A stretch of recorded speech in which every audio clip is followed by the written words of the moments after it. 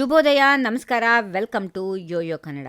ಈ ದಿನದ weather report. Karnataka ಸೇರಿದಂತೆ ಹಲವು ರಾಜ್ಯಗಳಲ್ಲಿ ಶೀತ ಗಾಳಿಯ ಪರಿಣಾಮವಾಗಿ ಹೆಚ್ಚು ಚಳಿಯ ವಾತಾವರಣ ಹಾಗೂ ದಟ್ಟವಾದ ಮಂಜು ಕವಿಯುತ್ತಿದೆ. ಪಕ್ಕ ರಾಷ್ಟ್ರ ತಮಿಳುನಾಡಿನಲ್ಲಿ ಹಲವು ಸ್ಥಳಗಳಲ್ಲಿ ಹೆಚ್ಚು ಮಳೆಯಾಗಿದೆ. ಡಿಸೆಂಬರ್ 21ರವರೆಗೆ ಉತ್ತರ ಪ್ರದೇಶ, ಹರಿಯಾಣ, ಪಂಜಾಬ್, ಉತ್ತರಾಖಂಡ್, ಹಿಮಾಚಲ್ ಪ್ರದೇಶ, ಒಡಿಶಾ, ಜಾರ್ಖಂಡ್ ಮತ್ತು ಬಿಹಾರದಲ್ಲಿ ದಟ್ಟವಾದ ಮಂಜಿನ ಪರಿಸ್ಥಿತಿ ಮುಂದುವರಿಯುವ ಸಾಧ್ಯತೆಗಳಿವೆ.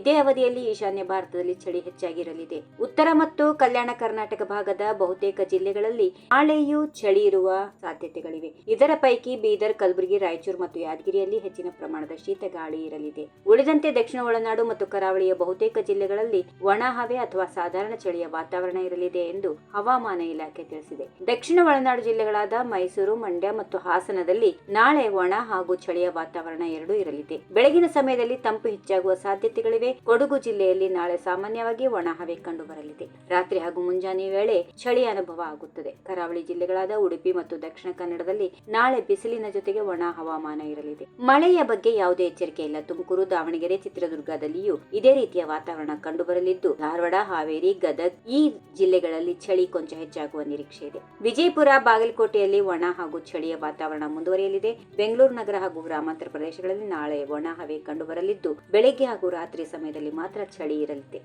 ಈ ವಿಡಿಯೋ ನಿಮಗೆ ಇಷ್ಟವಾದಲ್ಲಿ ಲೈಕ್ ಮಾಡಿ, ಶೇರ್ ಮಾಡಿ, ಸಬ್ಸ್ಕ್ರೈಬ್ ಮಾಡಿ.